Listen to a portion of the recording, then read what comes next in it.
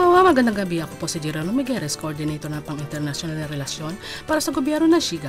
Ang Kumbawa Shiga ay isang programa na naghahatid sa inyo ng mga balita, impormasyon sa pamumuhay at mga aktibidad ng rehiyon sa loob ng lalawigan ng Shiga. At ngayon ang mga balita. Ginanap sa isang elementary school sa lungsod ng Hicone ang isang aralin upang turuan ng mga bata ukol sa problema na may kaugnayan sa cellphone at internet.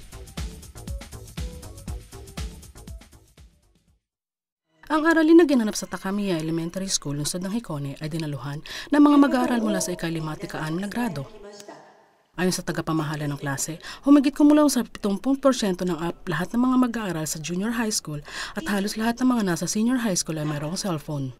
Tumaas din ang bilang ng mga magulang na nagpapahintulot sa mga mag-aaral ng elementary school na magkaroon ng cellphone upang madagdagan ang komunikasyon at malaman kung nasaan ang mga ito. Sa classroom may isang video ang ipinalabas na nagpapakita ng panganib sa chainmail at malaking bayarin na may kaugnayan sa paglalaro ng games gamit ang cellphone. Gayon din ang mga problemang nakapaloob dito. Siya ay nananawagan sa mga kabataan ng tamang paggamit ng cellphone. Nang bawasan ng humigit kumulang sa 1,280 katao ang bilang ng mga dayuhang naninirahan sa Shiga kumpara noong isang taon. Ayon sa board na ginawa ng Tourism Exchange Office ng lalawigan ng Shiga, ang bilang ng mga rehistradong dayuhan dito ay 24,256 na katao noong ika-31 ng Disyembre ng nakaraang taon. Ito ay nabawasan ng 1,280 katao kung ikukumpara noong isang taon sa kaparehong panahon. Ayon sa nasyonalidad, ang Brazil na may 7,873 katao ang pinakamarami. Subalit, ito rin ang pinakamalaki ang kabawasan na 1,056 katao bawat taon.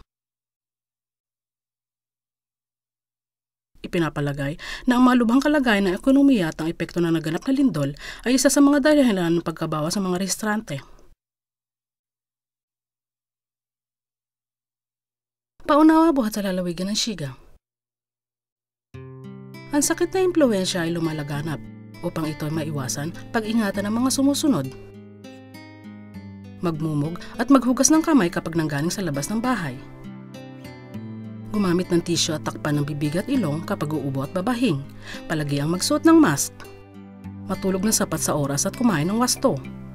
Hanggat maaari ay iwasan ng matataong lugar. Mangyaring magpunta ka agad sa ospital kapag nagkasakit ng influenza.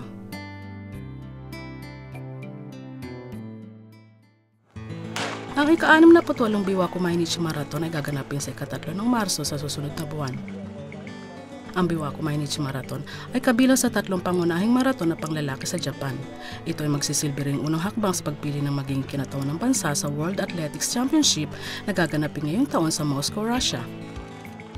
Magsisimula ang pagtakbo ng alas 12:30 ng tanghali sa Ojirama Sports Stadium ng lungsod ng Otsu at ikutin ang timog ng Biwako at ilog ng seta ng mga pangunahing mananakbo sa loob at labas ng bansa. Huwag kaligtaang panoorin ng isang world-class na kompetisyon. Mangyaring maging maingat sapagkat mayroong mga paghihigpit sa trapiko sa lugar ng pagdarausan. Sa programa sa susunod na linggo, nagpunta kami sa Lake Yogo na nasa hilagang bahagi ng lalawigan ng Shiga upang mangisda ng wakasagi. Hanggang sa susunod na linggo, sayonara, paalam!